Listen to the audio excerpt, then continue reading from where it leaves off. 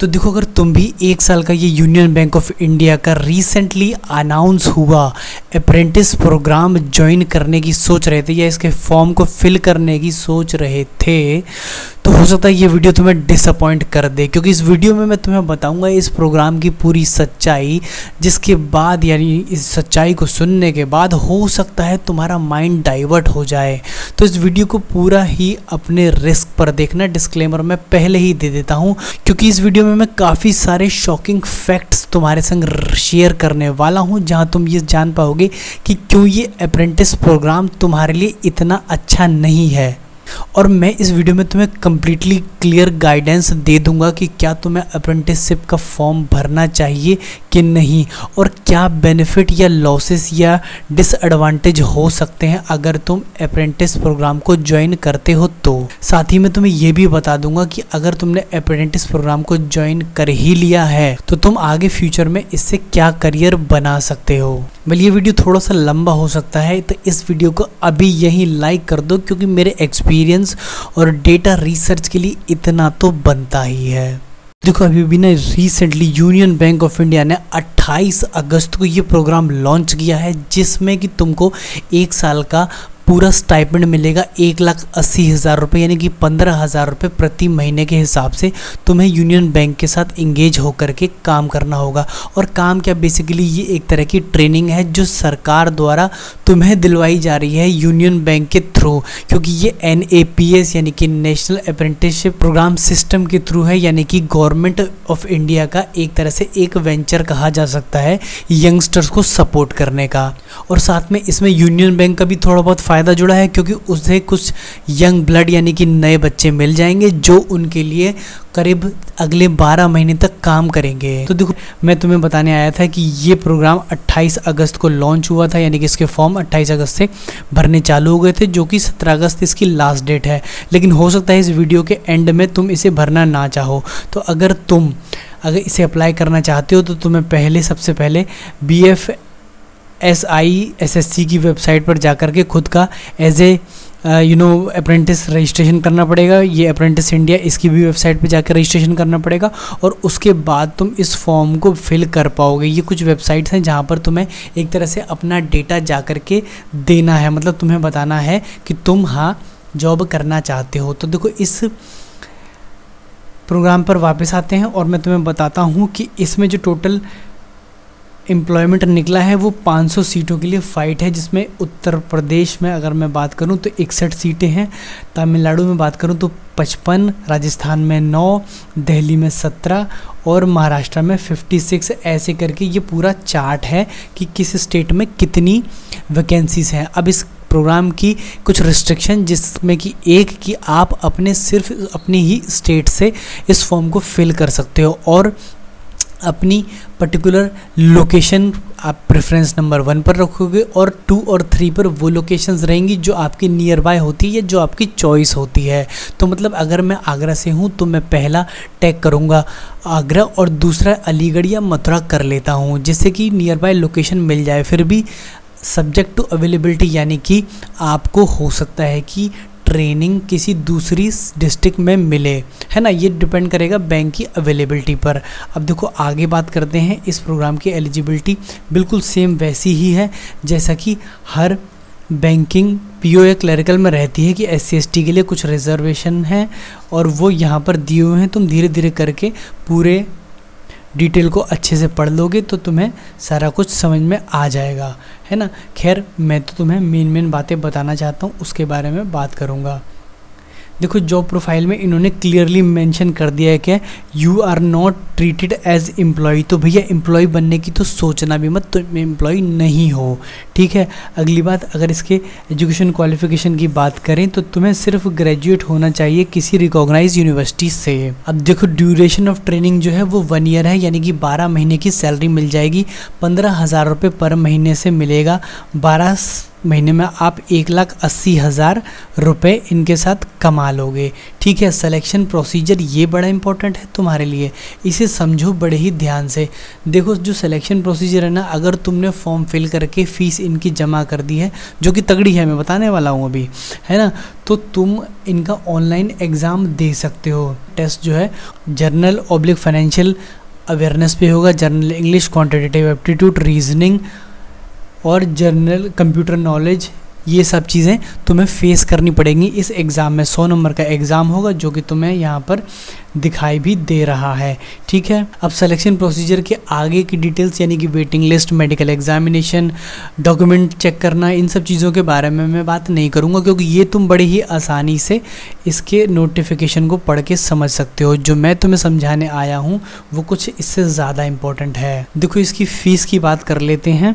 तो ये जो फ़ीस है ना, जनरल कैटेगरी के लिए 800 प्लस GST 18% यानी कि 960 रुपये है, और यही फ़ीस फीमेल के लिए लगभग 720 रुपये होगी, और SC ST के लिए भी 720 रुपये। तो फ़ीस देखो कम तो नहीं है, काफ़ी अच्छी खासी फ़ीस रखी है। अब देखते हैं सिलेक्शन प्रोसीजर या टेस्ट का जो एग्ज़ामिनेशन है वो कैसे होगा। तो कैंडिडेट को कहीं नहीं जाना है, वो अपने घर से ऑनलाइन एग्ज़ामिनेशन अटेंड कर सकता है। डेट एंड टाइम शेयर हो जाएगा अपने ओन कैमरा एनेबल डेस्कटॉप से, या फिर लैपटॉप से, या फिर टैबलेट और स्मार्टफोन से इस एग्ज़ाम को अटेंड कर सकता है। भाई ये कैसा एग्ज़ाम हुआ, घर बैठे एग्ज़ाम देना है? हाँ, तो यहाँ तक जितना कंटेंट मैंने तुम्हें बता दिया वो ज़रूरी वाला था। अब डिटेल तुम चाहो तो इसके PDF को डाउनलोड करके अच्छे से पढ़ सकते हो। तो फिलहाल मैंने तुम्हें मेन बातें जो जानने वाली थी वो बता दी हैं। तो देखो ये है 1 साल का अप्रेंटिसशिप प्रोग्राम, इसे एम्प्लॉयमेंट नहीं मानेंगे, ये एक ट्रेनिंग प्रोग्राम है जो गवर्नमेंट ऑफ इंडिया ने PSU बैंक्स में आपके लिए फैसिलिटेट किया है, ताकि आप 1 साल की ट्रेनिंग में काफ़ी कुछ सीख सको और 15,000 रुपये के हिसाब से 1 साल में 1,80,000 रुपये टोटल तनख्वाह या स्टाइपेंड भी उठा सको। अब देखो ये तो हो गई प्रोग्राम की पूरी बात। अब एक बार मैं बात कर लेता हूँ इससे तुम्हारा क्या बेनिफिट होगा और क्या डिसएडवांटेज हो सकते हैं, और उसके बाद मैं इसके बताऊंगा शॉकिंग फैक्ट, जिसको हम डिस्कस करके ये डिसाइड करेंगे कि क्या ये प्रोग्राम आपको ज्वाइन करना चाहिए भी कि नहीं। तो देखो अगर सबसे पहले हम बेनिफिट्स की बात करें तो तुम्हें यहाँ पर पूरे 1 साल का एक्सपीरियंस मिल जाएगा PSU बैंक का, जिसे तुम प्राइवेट जॉब में भुना सकते हो। यानी कि अगर तुम इसके बाद कोई प्राइवेट बैंक ज्वाइन करते हो तो वहाँ पर ये तुम्हारा एक्सपीरियंस काम आ जाएगा।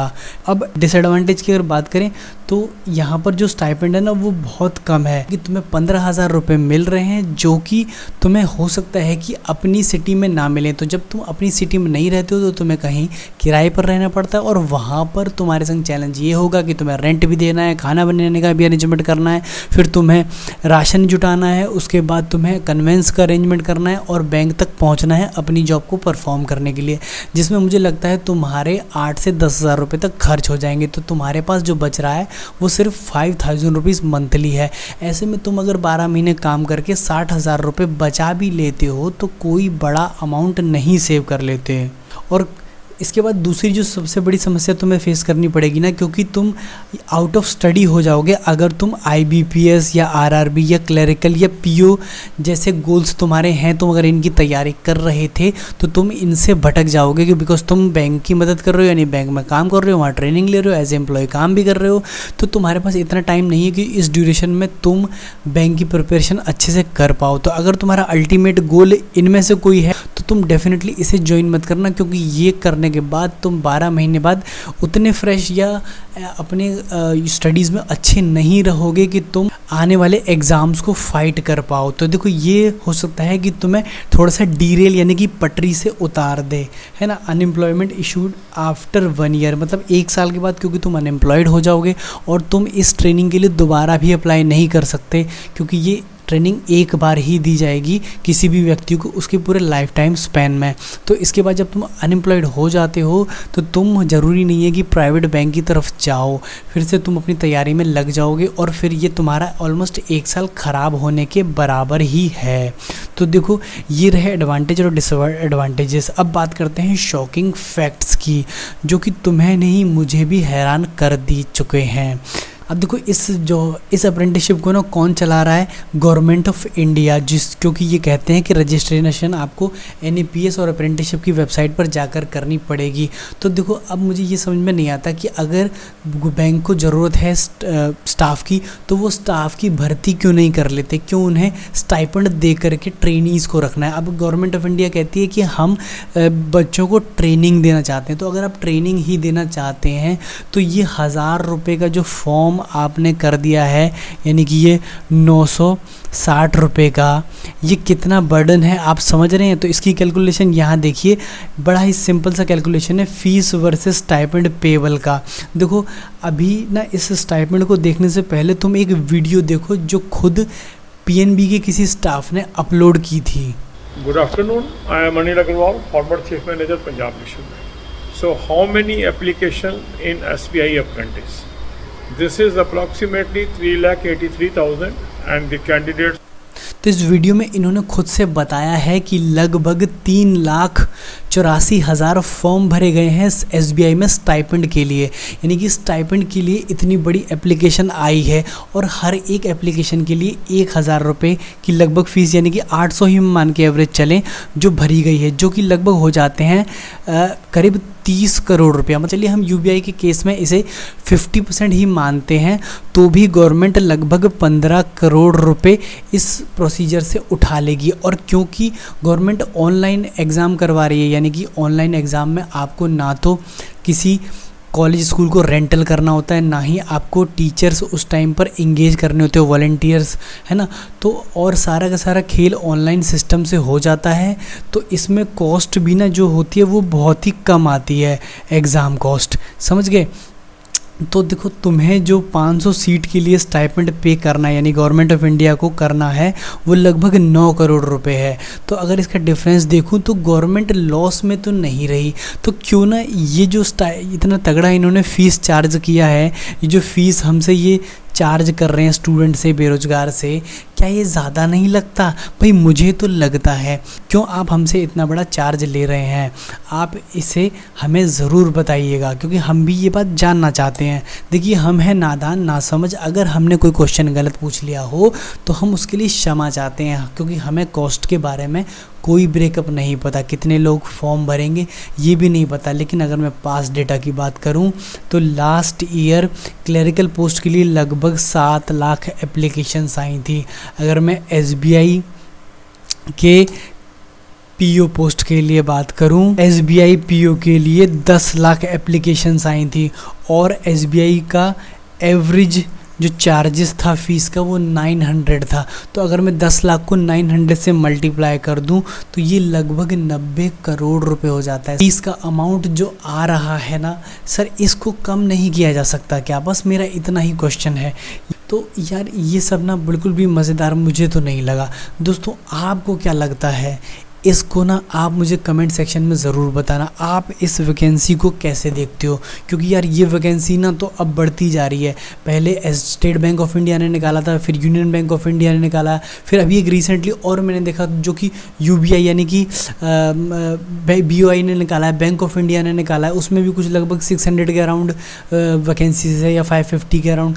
तो ना यार मुझे ये ना कुछ समझ में नहीं आता। तुम यार मुझे ज़रूर कमेंट सेक्शन में बताना कि तुम्हें क्या लगता है। पर चलते चलते एक छोटी सी एडवाइस और मैं देना चाहूँगा कि अगर ना तुम 100% कॉन्फिडेंट नहीं हो ना तो यार बिल्कुल भी अप्लाई मत करना, पैसा बिल्कुल भी बर्बाद मत करना। अगर तुम्हें लगता है कि तुम इससे बड़ी जॉब के लिए ट्राई करना चाहते हो तो स्टाइपेंड वाला फॉर्म मत भरना। अगर तुम्हें लगता है कि तुम बैंकिंग फुल टाइम करियर बनाना चाहते हो तो भी स्टाइपेंड वाला ये जो प्रोग्राम है ना तुम्हें भटका सकता है। तुम्हें लगता है कि तुम अभी एग्ज़ाम के लिए 100% प्रिपेयर नहीं हो, तुमने कुछ मॉक टेस्ट दिए और तुम्हें लगता है तुम कॉन्फिडेंट नहीं हो, तो भी तुम इस फॉर्म को मत भरना, क्योंकि ये मौका अपॉर्चुनिटी तो फ्यूचर में आती ही रहेगी। स्टाइपेंड पाना 1 साल के लिए 1,80,000 रुपये हो सकता है तुम्हारा थोड़ा फाइनेंशियल हेल्प कर दे, तुम्हें एक अच्छी ट्रेनिंग प्रोवाइड कर दे, बट ये लाइफ लॉन्ग नहीं है। तुम्हें एक परमानेंट जॉब चाहिए, तुम उसको चेस कर रहे हो, चाहे वो प्राइवेट सेक्टर में हो या पब्लिक सेक्टर में हो, तुम्हें लॉन्ग टर्म करियर को देखना है, ठीक है। तो अच्छा लगा वो वीडियो तो लाइक कर देना, चैनल को सब्सक्राइब कर लेना। तब तक के लिए थैंक यू सो मच।